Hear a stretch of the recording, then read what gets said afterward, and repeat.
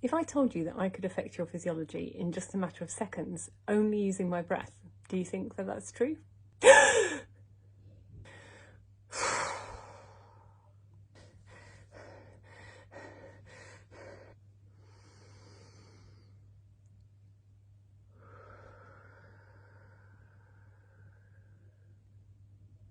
How you breathe and how the people around you breathe has an effect on everybody's physiology.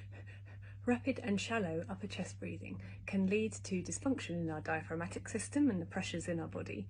It also increases the cortisol levels in our body, increases our blood pressure, and leads to cognitive dysfunction. When we do deeper breathing with a longer out breath, it leads to greater levels of oxygenation in our body. It reduces our cortisol levels, which is the stress hormone. It also lowers our blood pressure and our heart rate, so it helps tune in to the parasympathetic nervous system in our body, helping us to calm. And you can notice that even just with a couple of deep, slow breaths like that, where the in-breath, maybe you breathe in for 4, and then you breathe out for longer than that, so in for 4, out for more, really helps to calm the body. Give it a go now.